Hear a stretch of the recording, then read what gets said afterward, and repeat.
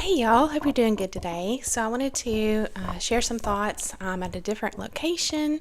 I had the opportunity to visit the beach, and I want to share some footage from that as well. I've had a really wonderful time.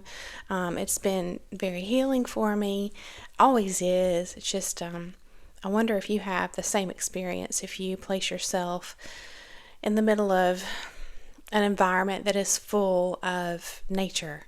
It's like the more you're surrounded by it, like if you literally immerse yourself in a forest or you just come right face to face with the ocean, things like that. It's sort of like it puts nature right in your face, and you can't really get distracted so much. It's like I don't want to say all consuming because that sounds bad, but it just feels comforting to me because for me it reminds me of God's power, because it's a part of His creation and it's so beautiful, and it just, it's comforting to me in that way. And so I feel like that we all need that. I think that we're so, we have normalized a modern way of living that includes computers and negativity on all the news stations, and if you can cultivate a sense of humor about it and still watch it, that's great. But that's really the only way I like to watch it or to hear about news, is along with a sense of humor and a grain of salt.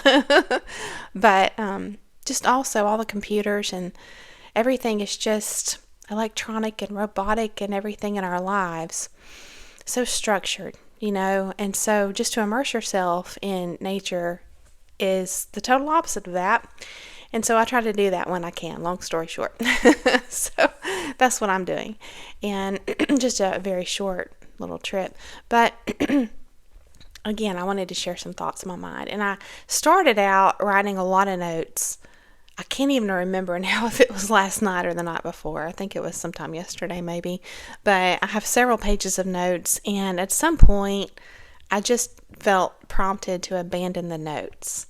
And so I'm really trying to trust my intuition again, and learning to tune in to those promptings is not always easy.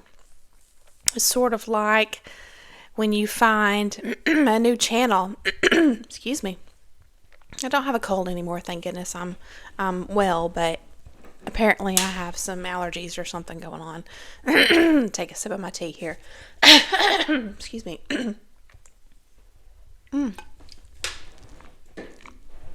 But it's sort of like, I wonder if y'all are like me. I kind of wish when you go to the grocery store, you have like 3 options for toothpaste or shampoo or whatever, and that's it. Well, TV is the same way now if you watch TV. I know some people that don't even have a TV. And I cut my cable off actually, but I have the opportunity to pause my service. And so I'll do that ever so often. And so a lot of the time it's off. And I just enjoy very, very selective YouTube channels. And, but a lot of times if you find, my point here, a new channel, and this could be a radio station, TV station, whatever that you like, but you don't write it down or capture it in some way so you know how to get back to it, then it's kind of like it's lost and you have to start all over again. And that's sort of how it is for me, learning how to tune into the channel of my intuition. It's like it's there, but I have been so used to tuning in to all these worldly distractions for so long that it's kind of like the old-timey, old-fashioned dials that you would just, slowly turn to find just the right radio station or whatnot. And I'm really showing how old I am now. But that's kind of how it is. You're like, is there static in between the stations? And you kind of hear something coming in, but it's not real clear. And, also depends on your antenna and where your car is, and how close you are to the station and where the radio waves are coming from and all this. That's kind of how it is with your intuition. And so that's my experience anyway.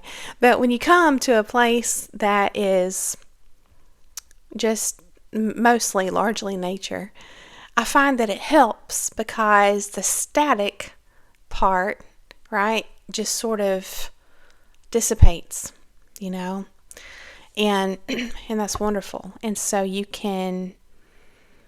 think that you gain clarity, a lot of revelations, and if you're a spiritual person, you have spiritual beliefs, then it can feel like you are closer to God in those times.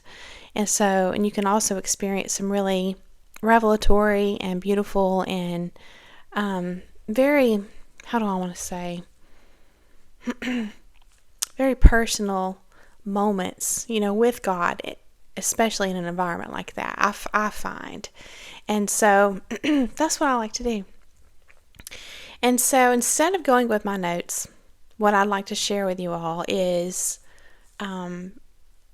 just how things have worked out for me at different points in my life, and how I have navigated different times of my life without getting too personal, because it is a public channel. But I do feel called to share some things with you all. So, where do I start? I read a long time ago, or not that long ago, that especially your family, but really what I was reading about is anytime you have empathy, you're an empathetic person, and you are taking in, we just talked about that one in my recent videos, or listening to someone else share about their life. If they are sharing trauma, their own personal trauma with you and their story, it can affect you. What this article or whatever it was, the study was saying, is that it can have an impact on you the same as if you had actually literally physically experienced this stuff yourself, just by hearing about another person's trauma. And so this is hard, because when you want to be there for somebody, and you want to offer a shoulder to cry on, or offer yourself to listen and be supportive to someone, it's sort of like it's a beautiful and selfless act. But at the same time, I think if you do that too much, it can weigh on you and feel burdensome. And this study, or I'm assuming that this was a study, because it was presented in a way like it was something that had been literally found out and identified as true. But if that's the case, you're not going to be any help to anybody if you are not in good shape yourself. And so you have to really bring balance into the equation and make sure that you are not unintentionally carrying not only your own stuff, baggage and burdens and stuff, but somebody else's too, and then somebody else's and somebody else's and somebody else's. So what can happen, now that, we're aware of this stuff, I wonder if you can look back in your life and remember, have you possibly even for many years, been carrying unconsciously the trauma? I would say it's probably like an emotional baggage type of thing, even if it is unconscious or subconscious. I wonder if you can remember people telling you about really traumatic things that affected you emotionally. And I wonder if you can think on that, and if you're able to identify maybe how that has affected even who you are today.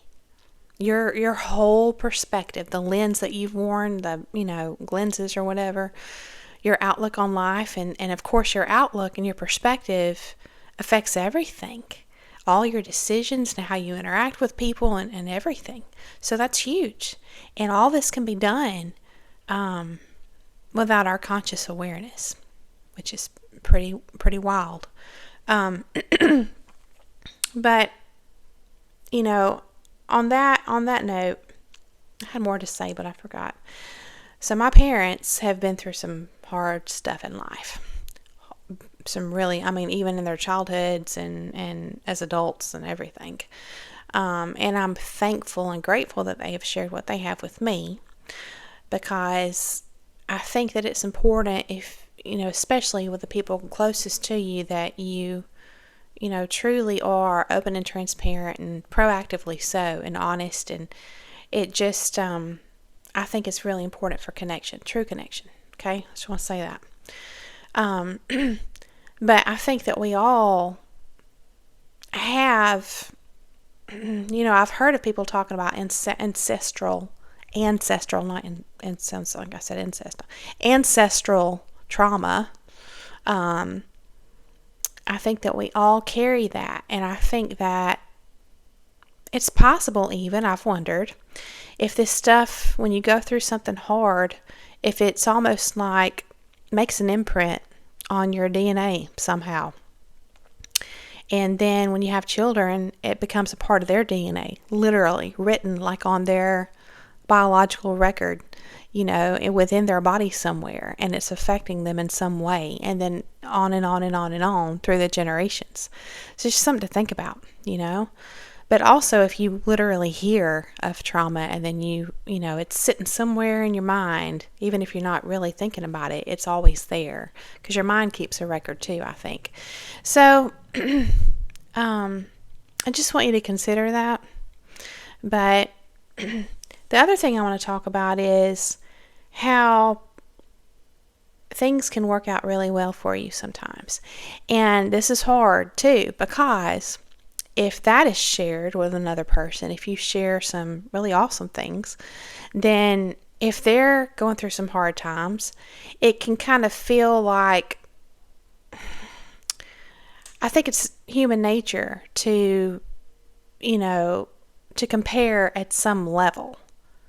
Not even if you want to. It's just sort of like, if you're down in the dumps and you're struggling, it's just your life right now in this moment, and then somebody else comes along and they're like, hey, they're real excited and happy or whatever.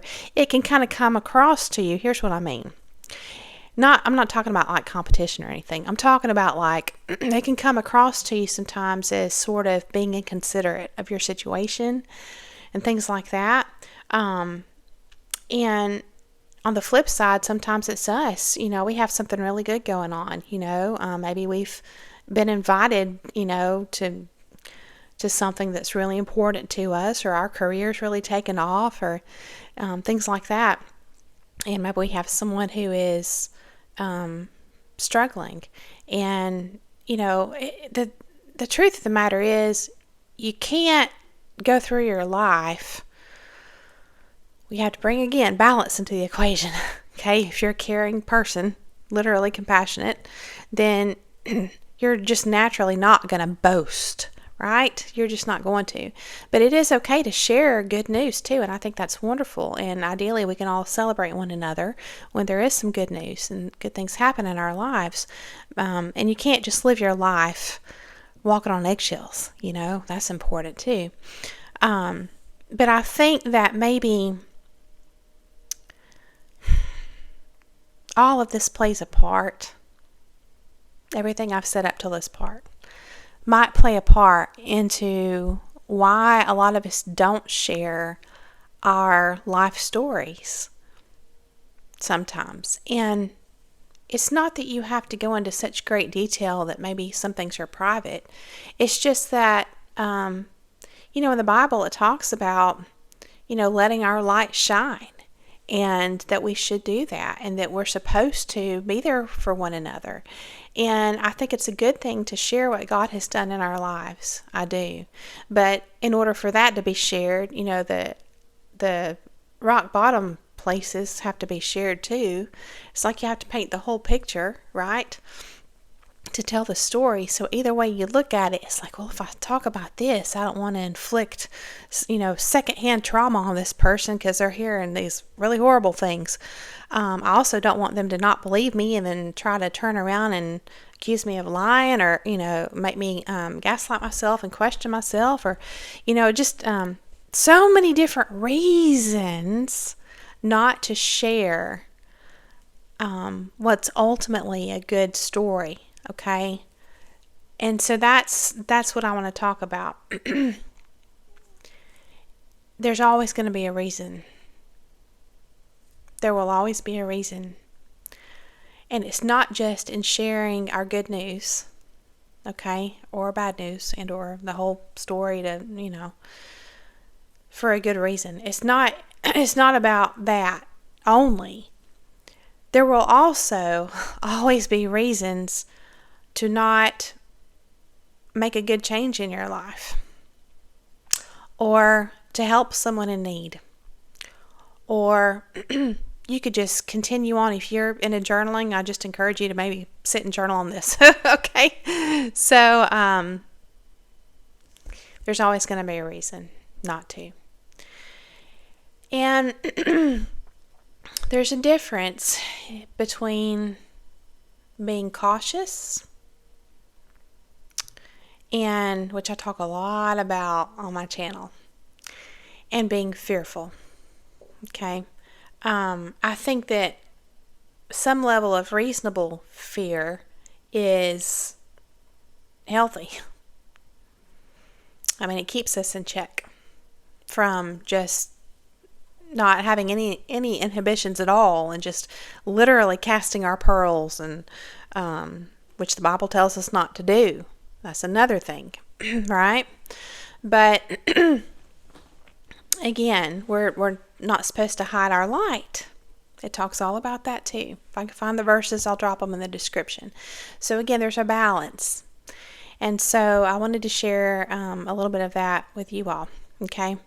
The most recent would be that I've mentioned this a little bit before, but let me back up and share a little bit of backstory on some of this stuff. So several years ago, I decided, it was kind of weird, I started two things. I decided to start two things that, this is when my daughter was really, really young, and I had stepped away from working full time so that I could spend more time with my daughter, right? But, she was really little, and a lot of times she would be napping and stuff like that. And I think it's really important for mothers to take time for themselves, for their own interests, and just to stay healthy physically and mentally, emotionally, all that. So your hobbies can really help you with that. Okay, so I started these two new hobbies, kind of, within months of each other. One was a social media page on fall. I've always loved the season of fall, okay? It's just beautiful to me. I love the vibes of, what do they call it in, I think, Sweden? Hygge? It's spelled like Hygge. I think they pronounce it Hygge. But it's like coziness, like a life that is curated and centers around a lens, doing everything in your life based on, is it cozy? That's like the closest English equivalent that I know of. And so that was my intention with the page. But, with a lot of social media pages, when you get into a hobby-based page, you have people that come along and they are also in the same into the same stuff. So they'll like your page, and it's like a courtesy to like their page and all this stuff, right? Well, one of the other things related to this season is Halloween. And I've always liked Halloween. I've never had anything against it or anything, but some of these pages that I wound up liking and following were more on the gruesome side, okay? The gory side of like horror type stuff. And again, this is not about judgment. When I was younger, I had an interest in, scary movies and haunted houses and stuff like that. Now that I'm older and I know how evil is true and real in the world, I'm not so into that part of stuff. I like the cute part of Halloween still, but, and we could go way off into a long conversation about that, but we'll just save that tangent for another time. But what wound up happening was, on my feed, I would have a mixture of the same kind of related stuff I liked from other pages like mine, and then I would also have just like these shocking, images sometimes that would come along my feed. And what I found was, over time, that influenced me. And what started out as a page that was intended to be about literally coziness and the beauty that of nature in the fall and all this, wound up being a page that was also including, Halloween. And it's not that that's bad, but it wasn't my intention. And the whole point is that I was influenced. See how easy and subtle you can be influenced. Sometimes I'm not blaming anybody. All right, it's my choice to follow someone else's page or not. I'm just saying this was something that happened, and you'll see why why I share this. This was something going on in my life at that time. Okay. Around the same time, I started a Christian podcast. Nothing on YouTube, just a literal vocal voice only podcast, Christian, and I really enjoyed it. And it got a little bit of traction, and actually my Instagram page that was all about the cozy fall stuff got a whole lot more traction. That was actually been the most popular thing I've ever created, social media wise, was that page. But I really got into this Christian podcast too. Well, at this time, I started to be made aware of spiritual warfare.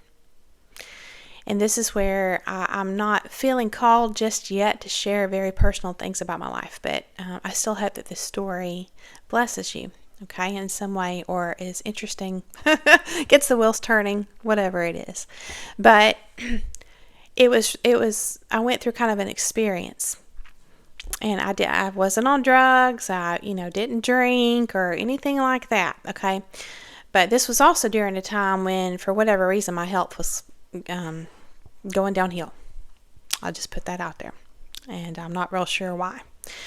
Other than, your body goes through a lot when you have a kid. It really does. And stress affects you. And work had been very, very, very stressful up to that point too. And other stuff.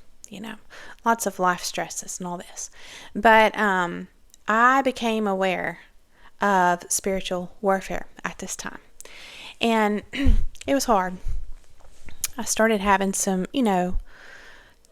challenges in my personal life. And every night when I would get in bed, I would start out by winding down, just scrolling online on my phone to kind of get sleepy. And then as I would go to sleep, I would just put down my phone, close my eyes, and I would pray to God.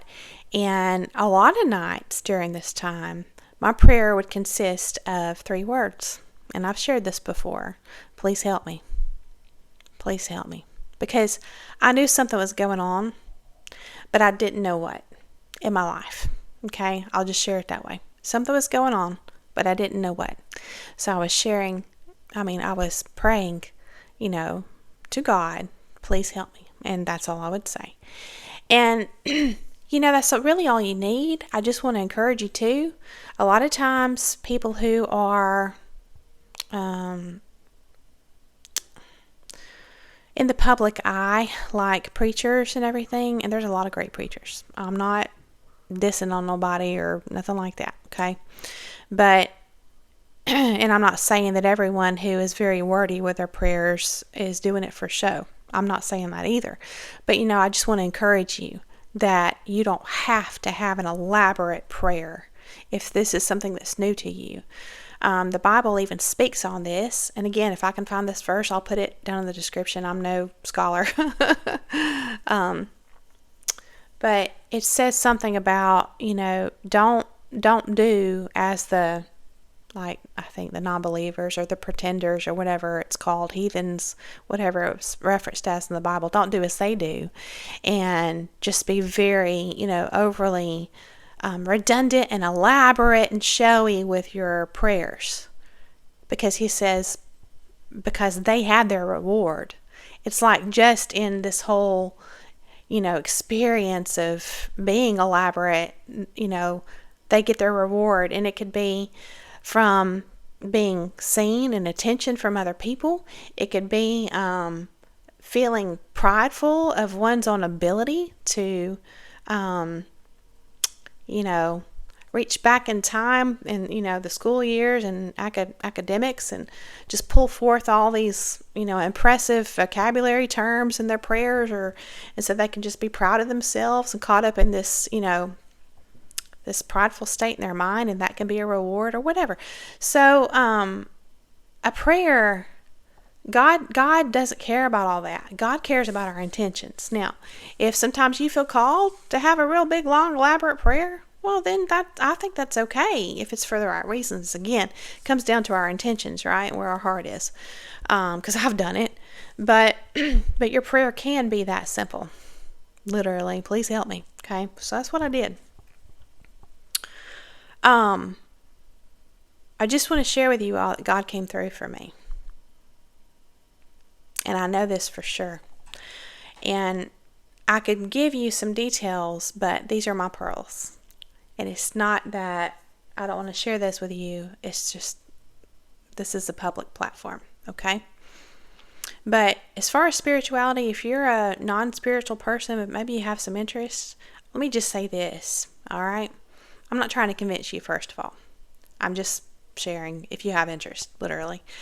But to me, as far as the spiritual realm and God and all this stuff goes, it's something you have to experience. It's not, I think a lot of people mean well, but they present it like it's something you have to learn.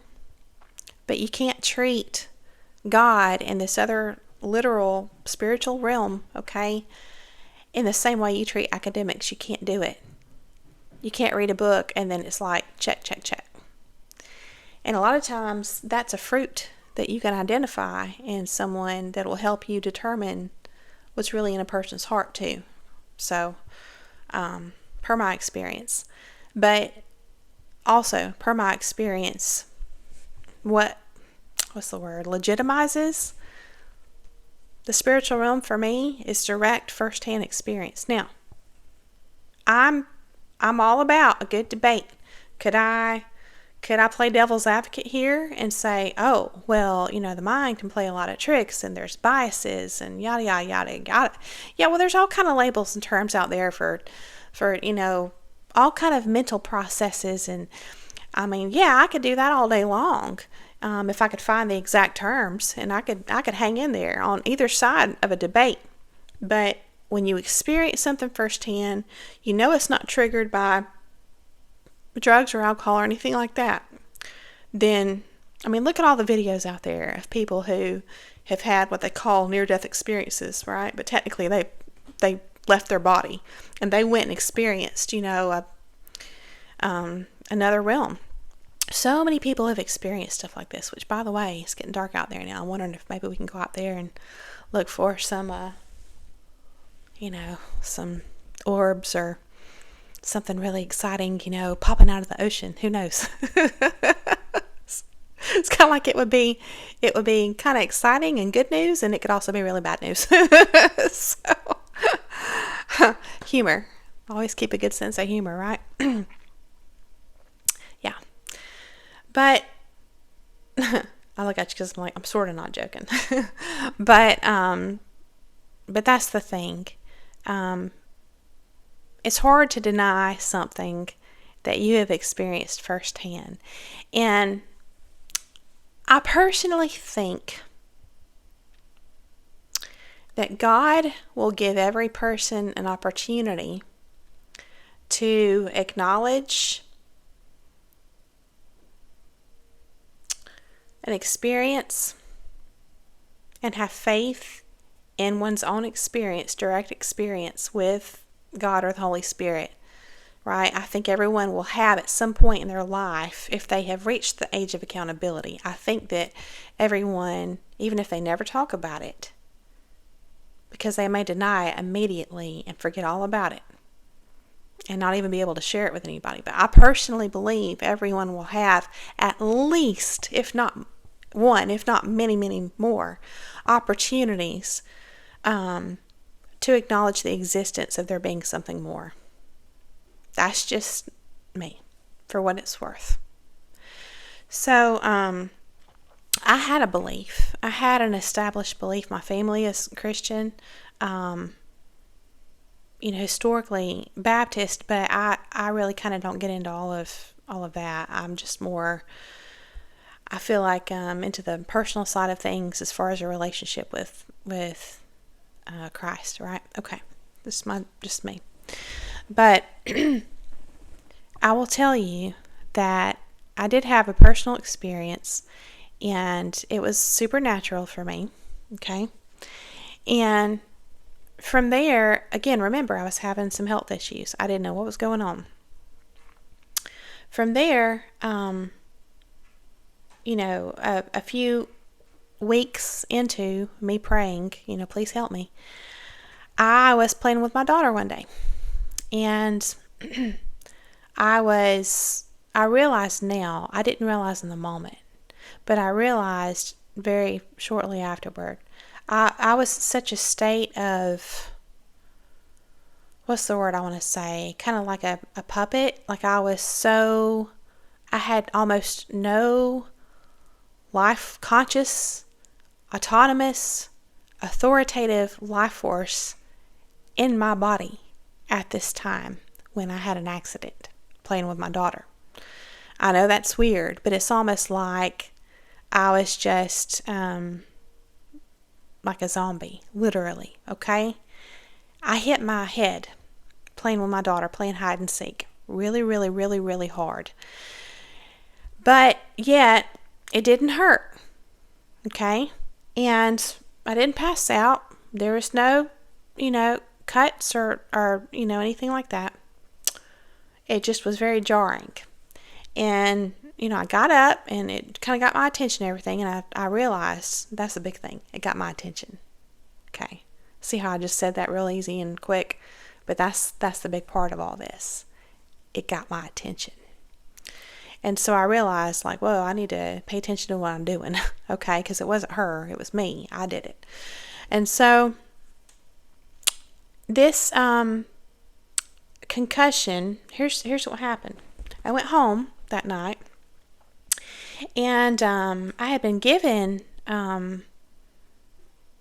something to put in my bath, and so as a gift. And so I had never used it before. I put these salts in my bath, and started getting dizzy. I've never had this problem ever in my whole life, from a warm bath or anything like that. Okay, started getting dizzy. Next morning, I woke up and I was still dizzy. And so I didn't know what was going on. And come to find out, concussion symptoms can start.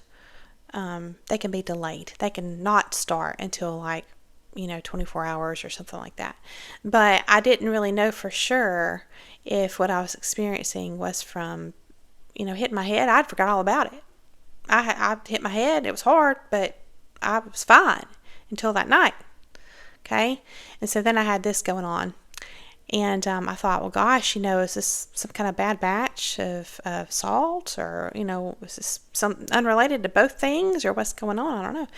But I went and stayed with some family who could help watch my daughter while I, laid down and tried to figure out what was going on and everything. Well, that next night, I woke up and I couldn't see. It was like static, and I've shared this before. It was like, the old TVs, when there wasn't anything on the channel, but it was just kind of moving, but it wasn't black and white for me. It was colors, but it was the same exact thing, and I couldn't see anything, and it terrified me.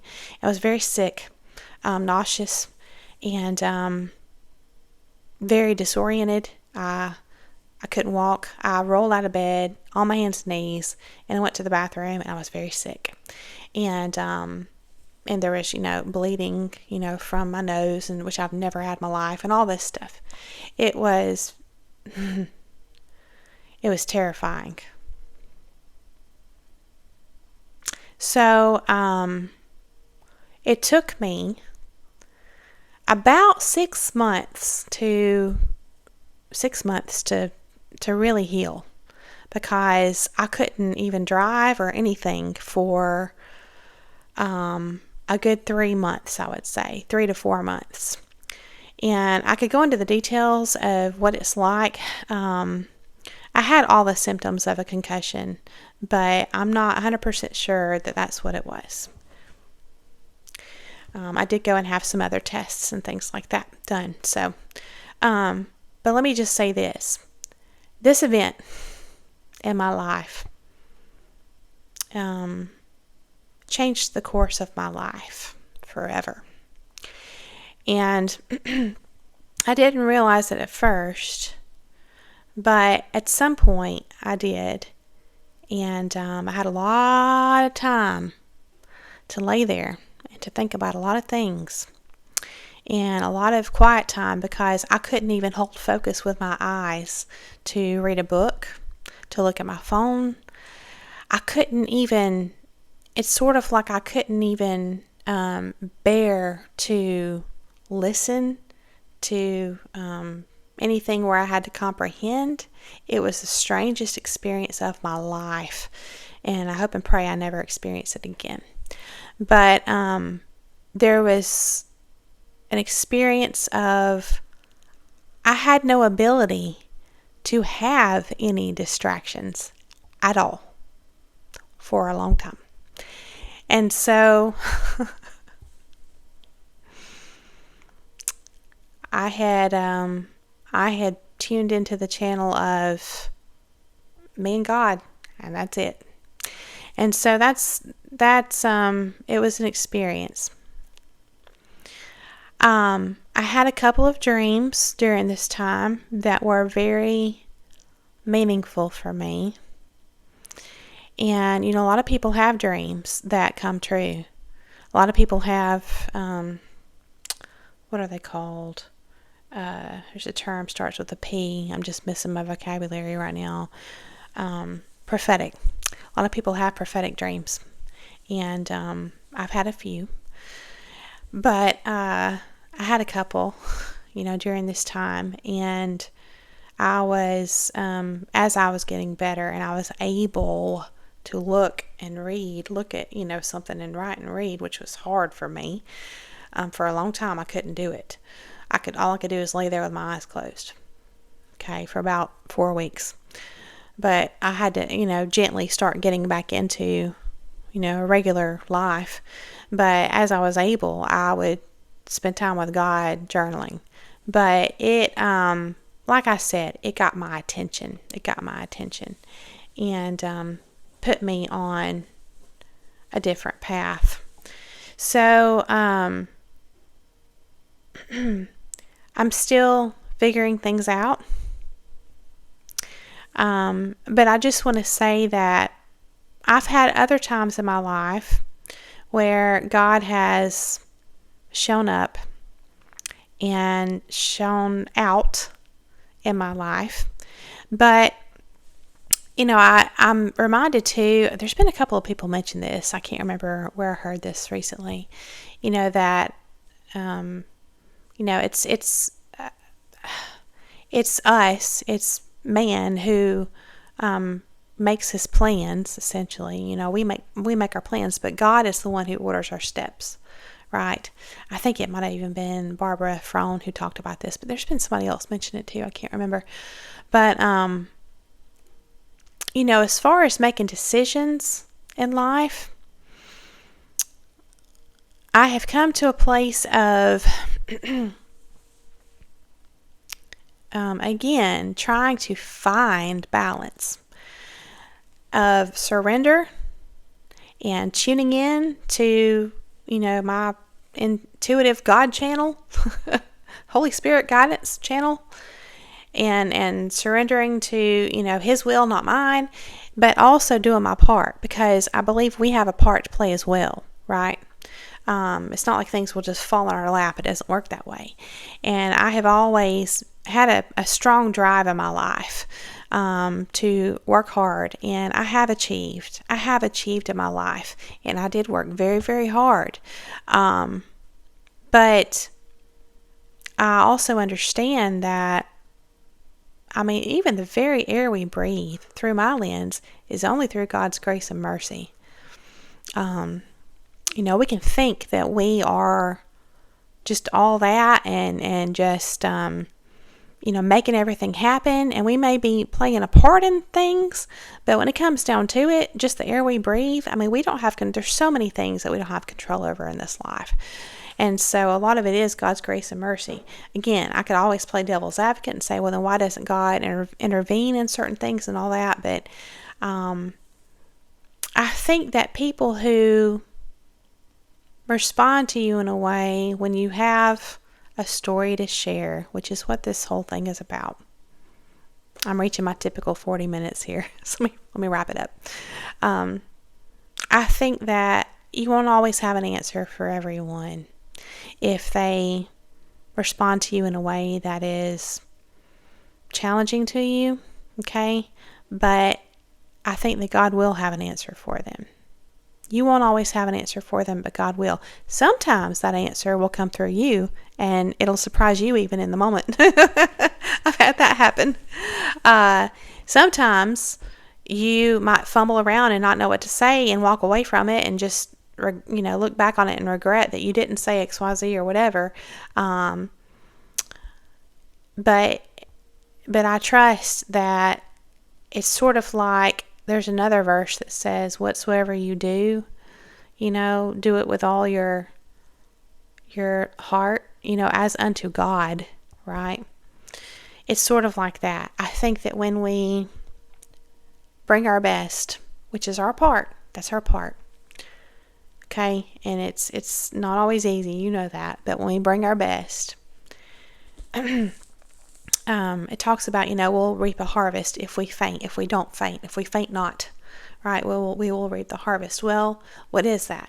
It's not always going to be directly on a one-to-one kind of situation or a circumstance or a conversation, One conversation may feel like, you may be putting your best foot forward with someone, and they can just fly off the handle at you, or they could do whatever. They can just dismiss you and be just very inconsiderate and hateful and put you down and say awful things about you and to you and all this other stuff. And you may leave the situation feeling like that whole situation was just a negative in your life, a loss, some kind of bad experience in your life. But I think that everything that each of us does gets kind of put out there in the ether, like my animation gets put out there in the ether. And so this is the whole concept of karma too, right? But I don't think it's not Christian personally, because that Bible verse, whatsoever you do, it's not that you're talking to this person, you're talking, do it as unto God.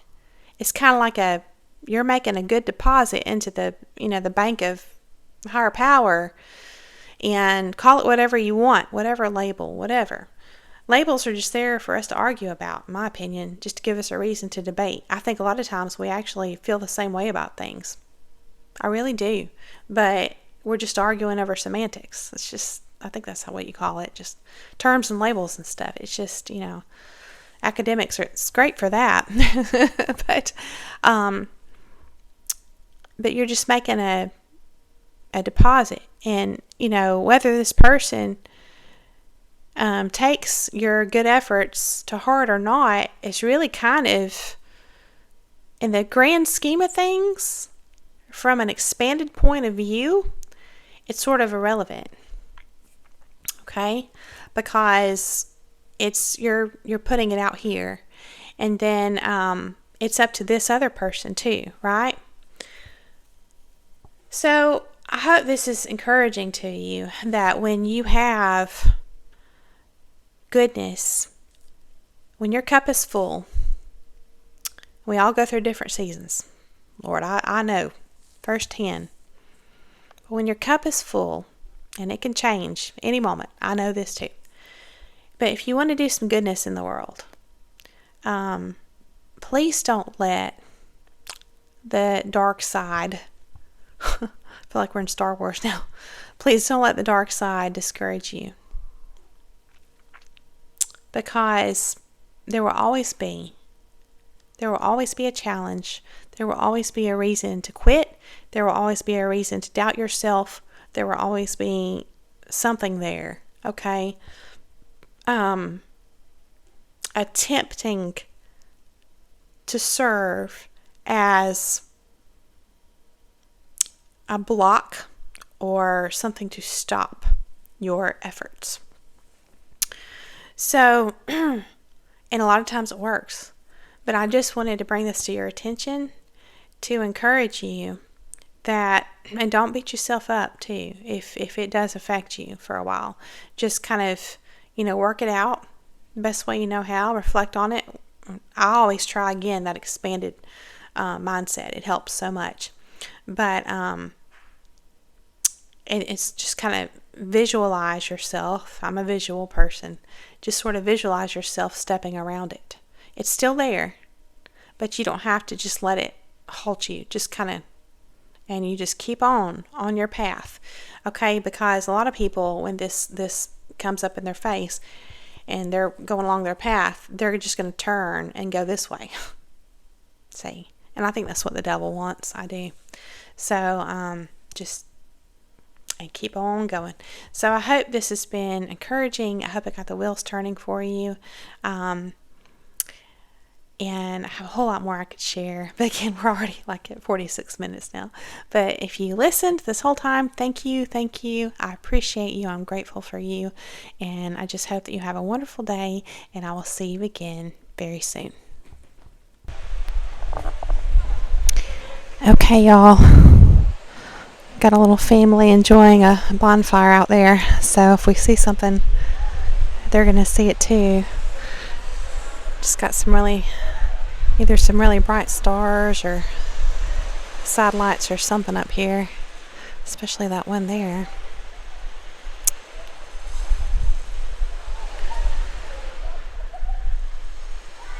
I've often wondered about the quality of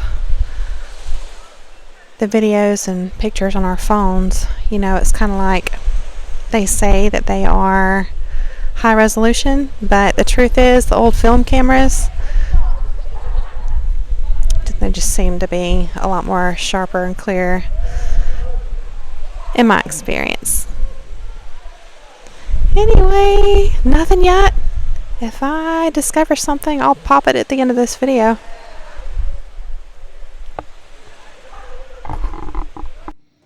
Okay, look y'all, this is all the stuff I found today at the beach. I like the ones that are different, not perfect. I don't really care I'm not looking for perfection. So I like the ones that are just really unique and textured. Kind of like I like my art, unique and textured. And I like the really tiny ones. I think those are really cool. And I always like to find the ones that are sort of shaped like wings. And I don't really know what they're called, but I call them angel wings. They sort of look like, it's not really a good example. Let me see if I can find one. Yeah, here's a good one. Sort of like a little half, like a broken shell, but they just sort of look, I got it upside down, like angel wings. So those are really cool, and I like to find those in all different colors. Of course, I found the bottom of a broken, I guess this was probably a beer bottle, but I picked it up so nobody would get hurt. But now this one, probably the same thing, but I'm going to call it sea glass because, it's just pretty. So this is just some of my treasures I found today, and I like the shiny ones too, so beautiful.